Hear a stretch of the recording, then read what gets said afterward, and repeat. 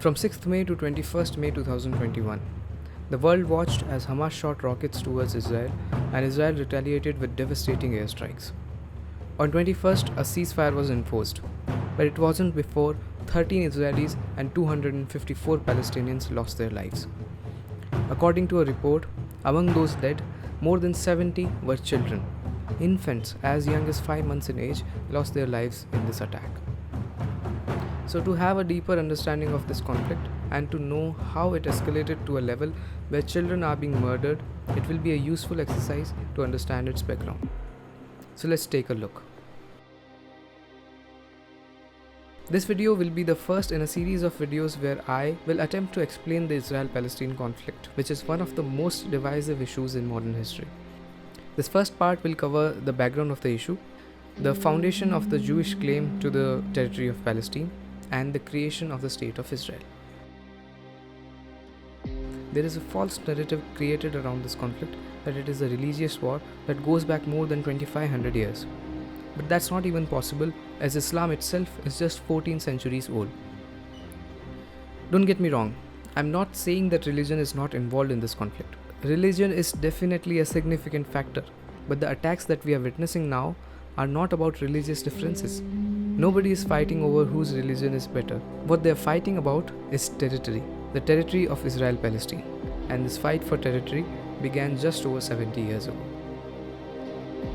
Although it all begins just a century ago, the Jewish claim to the land of Palestine goes back thousands of years. More than 2500 years ago, the land that we now call Israel-Palestine was known as Canaan. This very small piece of land was a bridge between some of the greatest civilizations in history. Despite being such a small territory, this land was geographically diverse. It had a coastline on the Mediterranean Sea, a patch of fertile land, a desert, mountain ranges, fertile valleys, and had the Jordan River on its east. This physiological diversity, coupled with the fact that this small land was a bridge between multiple civilizational and power centers, meant that many people migrated to this land. But these positives came with a downside also. Being such a small and important piece of land, Canaan was constantly under attack by outsiders. Around 900 BC, Abraham had migrated to Canaan. Abraham is considered to be the founder and father of the monotheistic religions, and it is believed by the Jewish people that God promised the land of Canaan to Abraham. That's why they also call it the Promised Land. The Torah, which is the holy book of Jews, considers Isaac, the son of Abraham, and then Isaac's son Jacob to be the rightful heirs of Canaan. So according to the Torah, Jacob, who was the grandson of Abraham, had 12 children who then founded 12 different tribes, and these were the Jewish tribes that stayed in the territory of Canaan, the Promised Land. Subject to constant attacks from neighboring powers, these lands of the Jewish tribes were taken over by multiple civilizations across history. At one such time in 66 CE, Canaan was under the rule of Roman Empire, and this year in 66 CE, the Jews rebelled against the Roman Empire and started a civil war. They wanted to liberate themselves from the Roman powers, but the Romans committed innumerous atrocities on the Jews and made them flee this land. The Jews had to disperse from the land of Jerusalem, and some of them went to the northern African countries, some went to Persian Empire, and some spread across the European Roman Empire, and a little number of them stayed back in Jerusalem. So in 73 CE, after brutally crushing the Jews and deporting them and making them flee their own lands, the Romans started to call this territory Syria-Palestina, and the modern day name Palestine comes from this Roman name. This dispersion of the Jews from their homeland is called the Jewish diaspora. There have been multiple Jewish diasporas across history where they've been forced to flee their homeland. So since this diaspora, which happened after the Roman atrocities, the territory of Palestine has been ruled under many different circumstances. After this dispersion of the Jews in the 1st century, the religion of Christianity started to emerge, and it dominated the region of Palestine. This Christian dominance lasted until around 9th to 10th century, when the religion of Islam took over and the territory of Palestine was captured by the Mamluk dynasty. After the Mamluks, it was in the 15th century that the Ottomans took over. The Ottomans ruled this region of Palestine till the end of the First World War, in which they lost. After this, the British took over. So now that the background of the territory of Palestine is clear, and the Jewish association with this land is also briefly discussed, we can move on to the conflict as we know it today. This is where the interesting part starts. We'll begin our discussion on the modern history of Palestine with a small note about nationalism.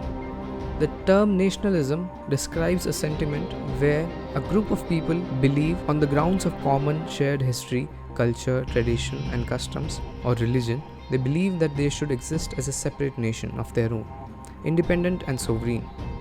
I bring nationalism up because it is significant in understanding the modern history of Palestine. So it was the 19th century and nationalism was at its height in Europe. States like the Habsburg Empire, which is also known as Austria-Hungary, were home to more than 10 different nationalities, and all of those wanted their own independent states. Until now, the Jews that were dispersed in the states of Europe tried to assimilate into these nations and tried to integrate into these nations and create a life for themselves. But this rise in nationalism sparked a similar aspiration among the Jews themselves. Now they also wanted their own nation. The most significant reason behind this demand for a separate state is the fact that Jews have been one of the most persecuted people across history, and in this time of heightened nationalism, they realized that they will need to find a homeland for themselves. I bring up the persecution of Jews because in a holistic understanding of this conflict in Israel-Palestine, we need to take a look at Jewish history also. We have to acknowledge historically prevalent anti-Semitism. Anti-Semitism is a type of racism against the Jewish people. The Christians have historically considered the Jews to be the murderers of Jesus. Apart from this, in both Islam and Christianity, usury is considered to be a sin, and the Jews were persecuted, saying that these are greedy people, they are profit seekers, and they have a greed for wealth. This aspect of anti-Semitism is called economic anti-Semitism. Apart from this, in the 14th century, Black Death spread throughout Europe. It was an epidemic of the bubonic plague, and it killed almost 1/3 of the entire European population. Lack of scientific understanding of the disease and anti-Semitism and the hatred towards the Jews made them the victims again. The spread of the bubonic plague was considered to be a conspiracy of the Jews. Rumors started to spread that the Jews were poisoning wells in the villages and killing people through this disease.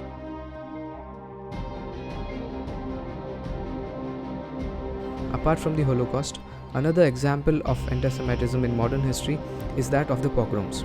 In the 19th century, when Russia was expanding, it started to capture some territories with Jewish populations.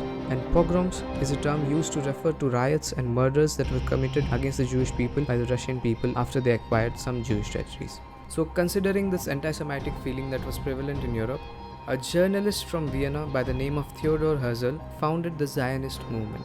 Zionism was a name which was given to Jewish nationalism. So to give Zionism an organizational structure, Herzl organized a meeting at Basel in Switzerland in 1897. It was here that he founded the World Zionist Organization. This organization believed that Palestine was the promised land which was promised in the Torah to the Jewish people. They considered Palestine their true homeland and wanted to move there and establish a nation of their own. But there was an issue, of course. Ethnic Palestinians were living in Palestine since more than 1700 years, and they rightfully considered Palestine to be their home. The Palestinians were not happy with the Jewish people proposing a plan of moving into Palestine after 2000 years and carving out a separate state from the land that the Palestinians considered their own home. At this point of time, I would like to make a note. I would like us to keep in mind that the term Palestinian does not just mean Muslim people. Over time, the Palestinians had developed their own ethnic identity. And Palestine was more than just Muslims. It included Christians also and some Jews as well. And according to the literature found in the Ottoman Empire, these three religions used to exist in communal harmony before the Britishers moved in, of course. So now that we know that Jewish nationalism was building up, similar nationalism was also building up in Palestine. Palestinians also wanted to liberate themselves and create a separate state of their own. But they were also keeping an eye on the Jewish developments. Just before the beginning of the 20th century, the mayor of Jerusalem was this man, Yusuf Diya-ud-Din al-Khalidi. Educated in Britain and Istanbul and Vienna, Yusuf Diya was very well qualified for the mayoral role that the Ottoman Empire entrusted upon him. He read the works of Zionist Theodor Herzl and he realized that the Zionist intentions of shifting to Palestine in large numbers will lead to a catastrophe. So Yusuf Diya wrote a letter to Theodor Herzl expressing his concerns that there already exists a native population in the land of Palestine, and when already people are calling it a home, moving in will not be a good idea for the Jews. Herzl comfortably ignored these warnings and continued on his movement for creating a homeland in Palestine. the Jews started moving into Palestine in small numbers, effectively starting the process of colonization of Palestine. And I would like to make it clear that it's not just me who is calling it a process of colonization, but the Zionists themselves out front called it colonization. In 1926, they established the Palestinian Jewish Colonization Association. Their intentions are written in the name. So since they started moving in, from the very beginning, the attitude of the Zionists towards the local population of Palestine was not that of assimilation. Theodor Herzl, to gain European support for his idea of creating a separate state for Jews, later wrote that the Jewish state would form a part of a wall of defense for Europe and Asia, an outpost of civilization against barbarians. And throughout the Zionist movement, a slogan came up. The Zionists called Palestine a land without a people for a people without a land. There is no denying that historically Jews have been a people without a land, but Palestine was by no stretch of the imagination a land without people. The claim that the territory of Palestine was just void of people and available to capture is also disproven by the statistics. According to Ottoman records, the population of Palestine in the year 1900 looked like this. Jews constituted a mere 3.9% of the total population of Palestine. 10.8% were Christians and the remaining 85.3% were Muslims. So clearly, Palestine wasn't a land without people. Okay, so now we'll move on to the part where this conflict actually starts to emerge on paper and becomes more interesting. This is when the British enter the picture.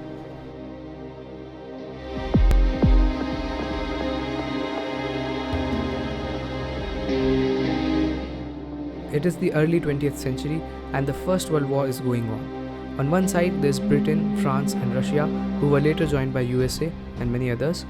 And on the other side there's Germany and Austria-Hungary, who were later joined by the Ottoman Empire. In the First World War, the British wanted support from the Jews in their war efforts. So to appease them, the British Foreign Minister Arthur Balfour wrote a letter to the leaders of the Zionist movement. This letter was called the Balfour Declaration. So in 1917, in this letter, which was a public statement, the British promised the Jews that they would help them create a national home in the territory of Palestine. Okay, so the British people talked with the Jews and promised them the land of Palestine. But there's a twist. It's the British that we are talking about. An year and a half before the Balfour Declaration, between the July of 1915 and March of 1916, Sir Henry McMahon was in communication with the Sheriff of Mecca, Hussein bin Ali.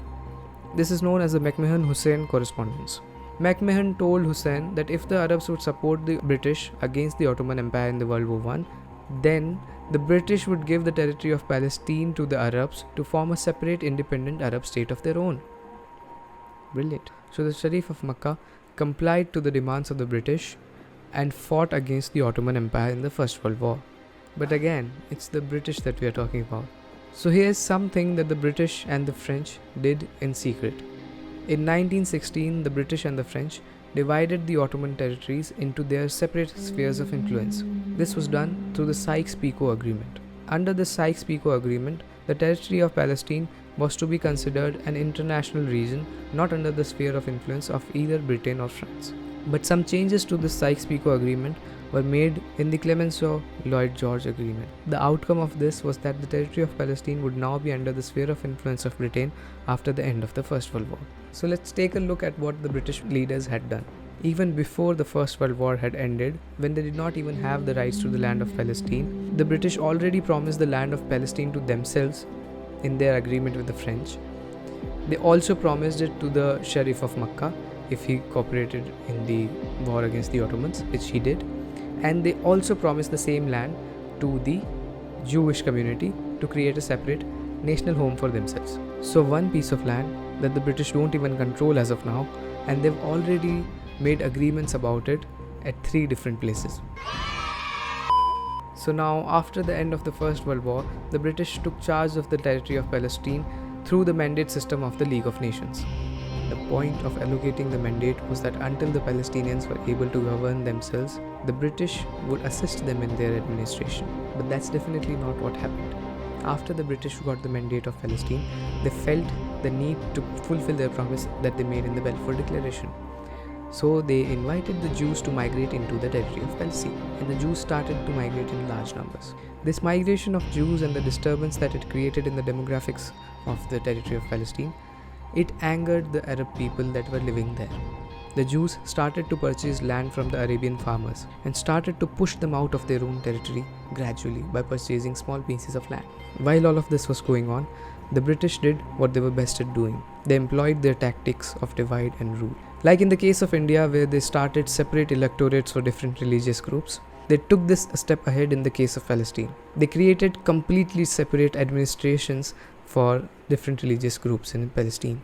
This separation of administrations for the Jews and the Arabs threaded their religious differences into the political system of Palestine. At its political core, now Palestine was divided into religious administrations. And this separation of political institutions made it even difficult for a single state solution to come by. So in keeping with their promise in the Balfour Declaration, the British were allowing Jews to enter into the territory of Palestine.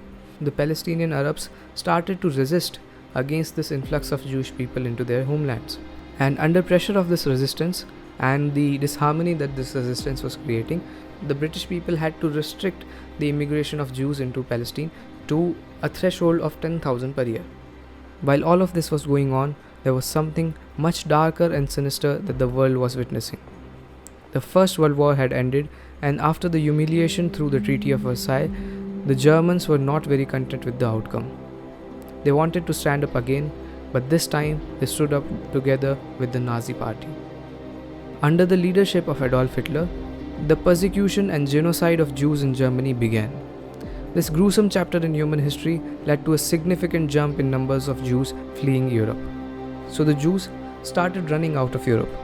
But now where would they go? Where else but to the place that they considered their promised land? So there's a huge influx of illegal Jewish immigration into Palestine. The Arabs were understandably unhappy with the increasing number of Jews in their homeland. The demographic shift that Palestine was witnessing was very sharp. Here's where I'd like to show you some charts. The population growth of the native Arabs in Palestine between the years 1922 and 1940 was 181%. On the other hand, the population growth of Jews in the same period was a whopping 553%. The population chart which we saw before, which looked like this at the beginning of the 20th century, had seen a significant shift, and it started to look like this in the year 1947. There's a stark difference between the two charts, and this difference caused huge issues. The number of Jews, which was less than 4% at the beginning of the 20th century, grew to more than 50% of the entire population of Palestine by the year 1947. Because of this, the discontent of the Palestinians was also taking shape. Now they also wanted to struggle for their own independent nation. They wanted to take the control out of the hands of the British and make Palestinians in charge of the Palestinian land. They wanted independence, they wanted their own government, and they wanted the Jews out of it. So the Palestinians started to organize themselves into several revolutions, but the British shut them down with brute force. In one such Palestinian protest against the Jewish immigration in 1936, the British killed more than 3,000 Arabian men to end this protest. At the same time, there was international pressure also building up. The Zionist movement had a strong lobby in American politics, so the Americans asked the Britishers to increase the number of legal migrations into Palestine from 10,000 to 100,000 per year. But considering the resentment that the Arab people were demonstrating, the Britishers refrained from increasing this number. In one such example of refusing entry to the Jewish people, a ship by the name of Exodus, full of Jewish immigrants seeking to get entry into Palestine, was turned away at Palestinian shores by the British authorities. These actions of the Britishers were perceived by the Zionists to be a dishonor of the promise that they made in the Balfour Declaration. The Jews believed that they were promised a homeland in the territory of Palestine. And now that they are being persecuted in Europe, Britain is refusing them entry. They were being persecuted all over Europe and they had no homeland to fall back to. So these harsh conditions determined the Jews to create paramilitary organizations of their own in Palestine. Now they wanted to fight off the British and create an independent state of their own through these paramilitary organizations. One such group was the Zionist terrorist organization called the Irgun. The King David Hotel itself. It was in the wing on the right of the picture that the terrorists placed their explosive.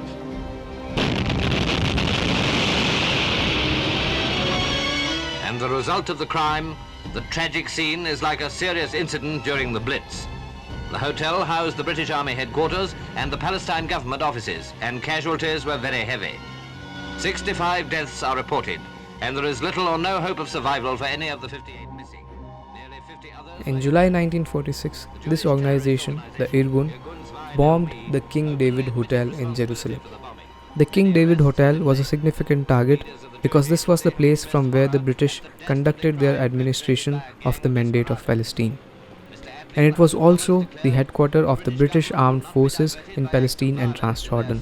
In this attack, more than 90 people were killed. And the situation in Palestine kept getting worse day by day. So in this worsening condition, what did the British do? They went to the United Nations and they entrusted this utter mess of a dispute to the newly created United Nations and declared that after some time they will leave the territory of Palestine. So after this dispute reached the United Nations, on the 19th of November 1947, the United Nations, through its Resolution 181, partitioned the land of Palestine into two separate states. The areas marked in blue were given to the Israelis and the areas marked in orange were given to the Palestinians. Jerusalem was reserved as an international region under the Trusteeship Council of the United Nations. This was because Jerusalem had roughly equal populations of all the three religious groups and because it was holy site for all three of them. Now let's take a look at this map, at this partition plan. Nobody in their right mind would look at this division of the land in 8 different pieces divided into 2 warring people and think, what a great division this is. It's surely going to work out. No. This does not spark confidence. It looks like it was destined to be doomed. And as we know today, it did not work out. Tensions emerged in the region, and immediately after the United Nations proposed a partition of the Palestinian territory, a civil war broke out between the Arabs, the Jews, and the British people. The British, who were already very tired after the Second World War, knew that there was very little to gain from this disputed land, and it's better to move out. So they declared that on the 15th of May 1948, they would leave the territory of Palestine. The civil war continued, and 8 hours before the deadline of the British leaving the territory of Palestine, the Jewish people, under the leadership of David Ben-Gurion, declared the independence of the State of Israel. The Palestinians and the neighboring Arab states did not accept it. The Palestinians believed that they lived here, that it was their homeland, and somebody could not just come and steal their land and call it an independent nation of their own. Now, with the declaration of the independence of the Israelis, the civil war which was going on between the Israelis, Arabs and the British became a full-fledged international war. This war is known as the First Arab-Israeli War of 1948. 4 armies of Lebanon, Syria, Jordan and Egypt joined into the Arab-Israeli War, and there was no hope for the Israelis. The reasons that these 4 nations gave for entering the war was that they wanted to preserve law and order in Palestine. There was also a very big issue of the Palestinian refugees fleeing into these neighboring nations. The migration of Palestinians into these neighboring nations had increased drastically after the Israelis declared their independence, and they massacred an entire village of Arabian Palestinians. This created fear and chaos in the Palestinian populations, and they started fleeing towards the boundaries. So this increased refugee population in these neighboring nations was becoming a force in the domestic politics of these nations, and was building up a political pressure for these nations to enter the war against Israel. Apart from this, the feeling of Arabian nationalism was also taking home, and none of the Arabian nations had recognized Israel as an independent state. The war was fought, and against all odds, the Israelis defeated the Arabian nations. They won the war, and they captured more territory than what was allotted to them in the 1947 United Nations partition plan. The reasons because of which the Israelis came up as the victors is that the Israeli fighters had experience fighting alongside the Britishers in the First World War, whereas the Arabian efforts were not very well stitched together. There were small differences between the Arabian leaders, which resulted in inefficient war plannings and this outcome of the war. Apart from this, the Israelis also had the emotional factor at play. They had to secure Israel as their homeland because they had nowhere else to go. They had no choice but to win this war. It was a do or die situation for them. After this war ended, in 1949, armistice agreements were signed between these nations and Israel, and a green line was demarcated as the boundary between the Palestinians and the Israelis. This green line was beyond the 1947 partition plan, and even till this date, in the international law, the legal boundary of Israel is restricted to the 1947 partition plan, but the reality on ground remains different. As an outcome of the war, Palestinians became innocent victims. They had already lost their lands to the Jewish people in the partition plan, but now after the war, the Jews had taken more than what was allotted to them in the partition plan. And what remained of the Palestine, as demarcated in the UN partition plan, was now acquired by Jordan and Egypt. Egypt captured the Gaza Strip, and Jordan took control of what they started calling as the West Bank. They called it West Bank because it was on the western bank of the Jordan River. This war was a turning point in the history of this region. This was because for the first time in thousands of years, the Jews had a separate nation of their own, and the Palestinians, who were struggling for their own independence, were now reduced to mere refugees in their own homes. This war created a disastrous refugee crisis, which we'll talk about in the next part in this series. And we'll end this part right here with the creation of the State of Israel and the formation of the Green Line. Thank you for watching, and stay tuned for the next part.